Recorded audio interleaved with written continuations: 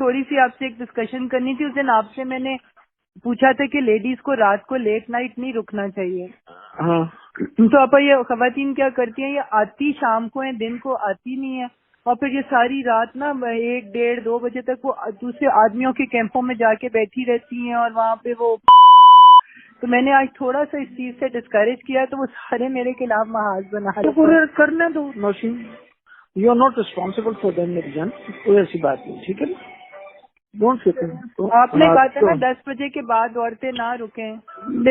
अगर वो अपने रिस्क पे रुके ना, हमारी तरफ से तो ना रुके ना, आपने तो मना कर दिया, मेरी कन्वे कर दिया, उसके जी, बावजूद वो रुकती है, कोई मसला हुआ तो फिर मैं पर कहूँगी आपा फिर आपको वो मना। दिन में कोई ड्यूटी नहीं देता, हर किसी को अट्रैक्शन होती है कि रात को जाएंगे तो फिर वो।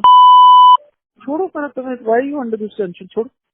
जो आता है जिस वक्त आए, औरतें उस वक्त आना चाहती है तो आती रहे, दिन में भी जरूर औरतें कोई ना कोई तो आके बैठ जाती है, सारी थोड़ी बारी होती है आती है, ना आपा, पर आपा कोई कोई थोड़ा सा बात नहीं डिसिप्लिन भी तो थोड़ा सा करना है कि नहीं करना इन लोगों को। बेटा, को छोड़ो परे, फौज थोड़ी है हमारा बच्चा, ठीक है ना, कोई बात नहीं।